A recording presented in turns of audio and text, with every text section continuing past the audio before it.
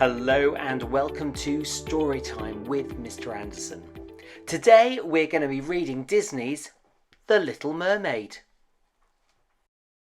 Far beneath the ocean's surface lived the enchanting merpeople. Their ruler was King Triton. He had 7 daughters, and Ariel, his youngest, loved to sing. Triton was so proud of Ariel's voice that he had planned a royal concert.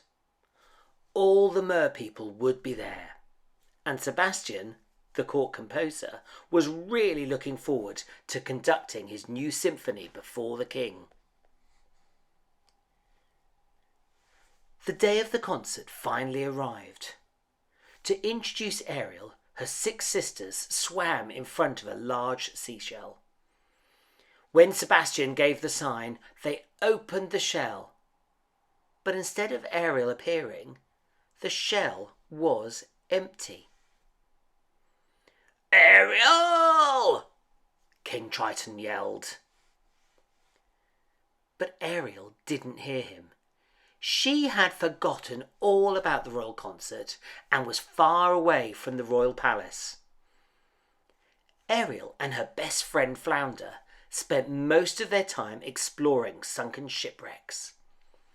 Whenever they found a small human treasure, Ariel added it to her hidden collection. On this particular day, Ariel and Flounder were exploring an old shipwreck. Flounder thought the place scary, but Ariel was very excited. She even found an object she had never seen before, a fork. "What is it?" Flounder asked. "I don't know," replied Ariel excitedly, "but I bet Scuttle will." So the 2 of them swam to the water's surface to find Ariel's friend, a seagull named Scuttle. Ariel showed Scuttle her new treasure. "I do believe that this is a dingle hopper," said Scuttle. "Humans use these little babies to straighten out their hair." Just then Ariel remembered that she was supposed to sing at the concert, and she and Flounder hurried home. Back at the palace, King Triton was so angry that he ordered Sebastian to follow Ariel and keep her out of trouble.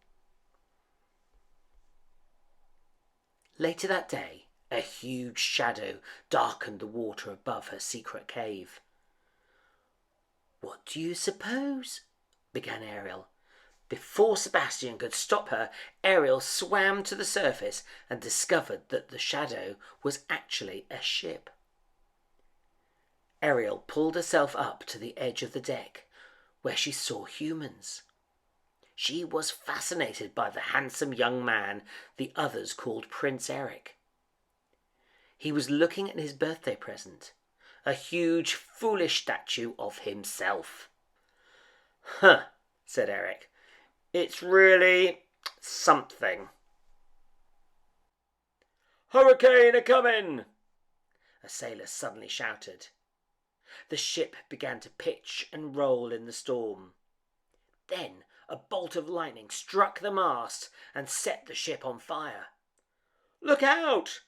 yelled Eric as the ship hit some tall rocks. The men jumped into the lifeboat, but before Eric could leap from the deck, an explosion knocked him unconscious and threw him into the sea. Ariel dove into the fiery debris to save Eric.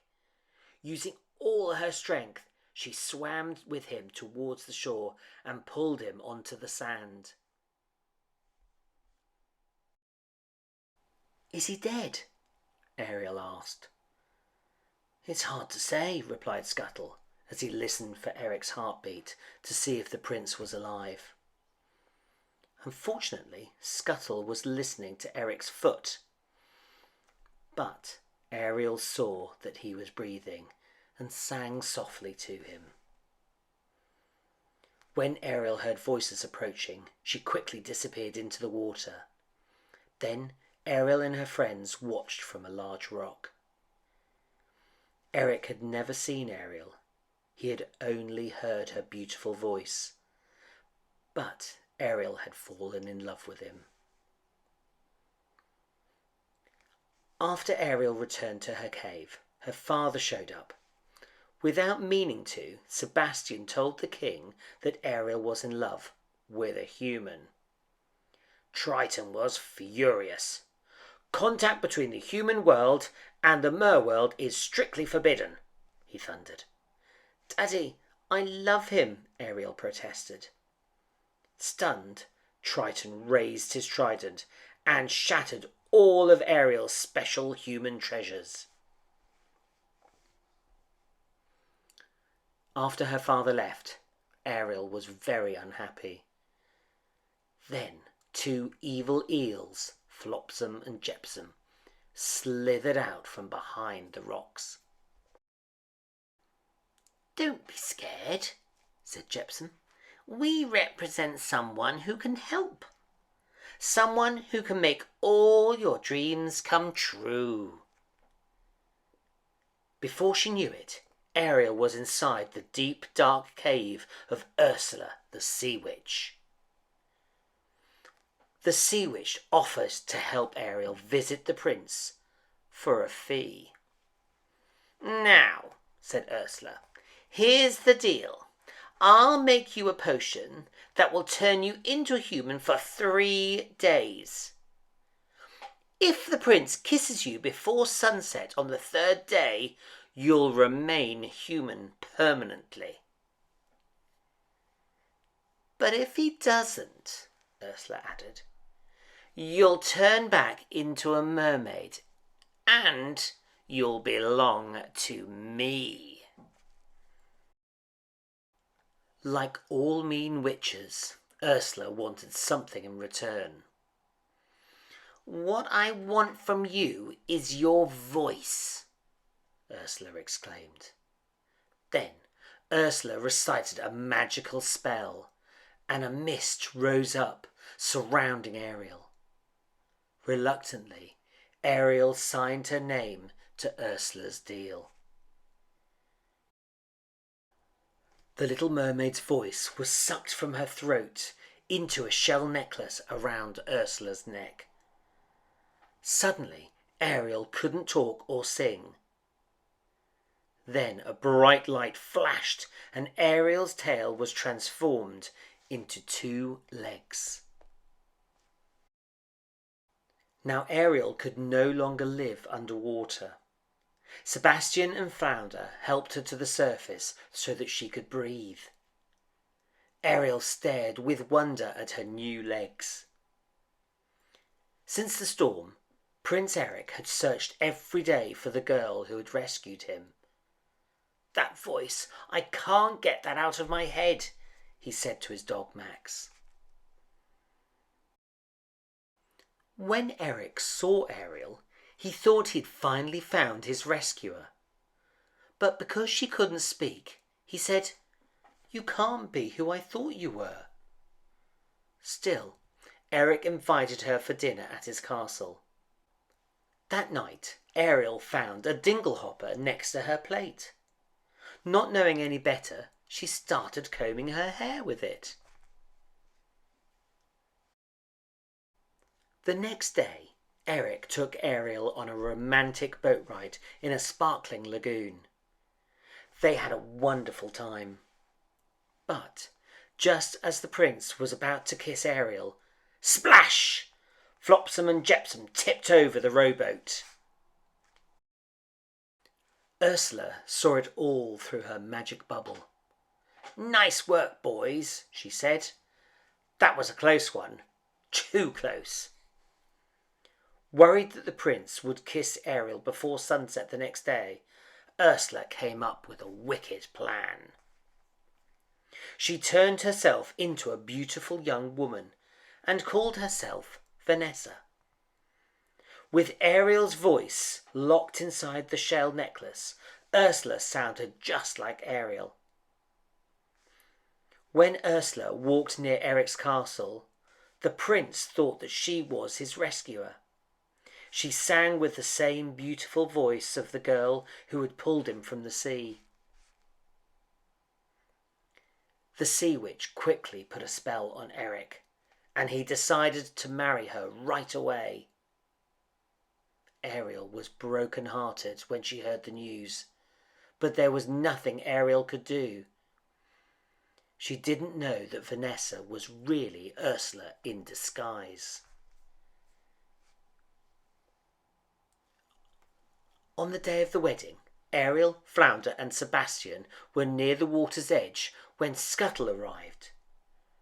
"The prince is marrying the sea witch in disguise," announced Scuttle. Ariel and her friends hurried to the ship. In the middle of the wedding, a group of birds attacked the sea witch. Then Scuttle snatched away the shell necklace. The necklace fell onto the deck. A golden mist streamed up from the broken shell and into Ariel's throat. Overwhelmed with joy, Ariel started to sing, and Eric rushed towards her to kiss her. "You're too late," bragged Ursula, who turned back into her mean self. Ariel tried to run, but she fell because she was a mermaid again.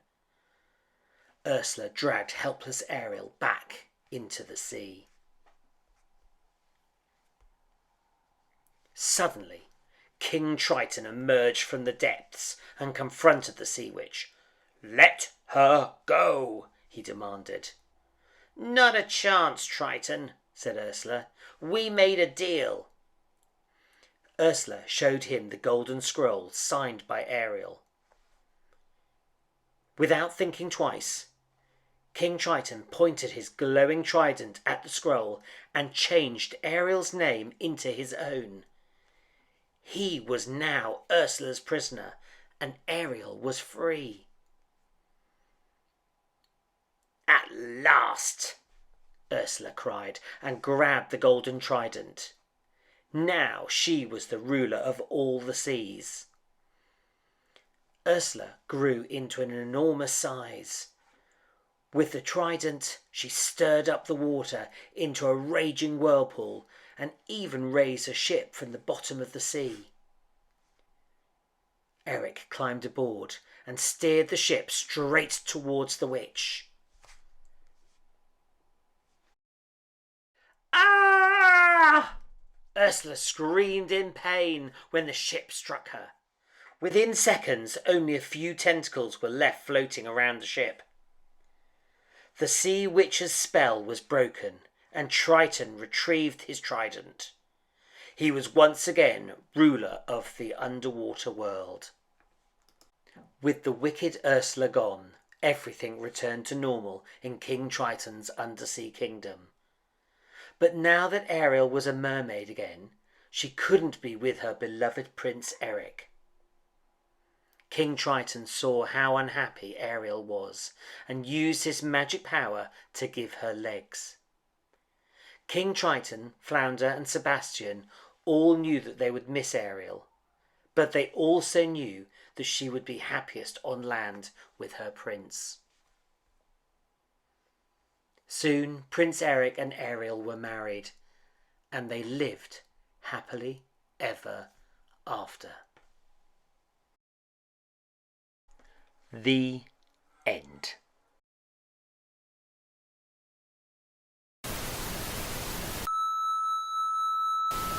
Thank you for watching. Don't forget to subscribe to the channel and hit the bell for notification of new stories.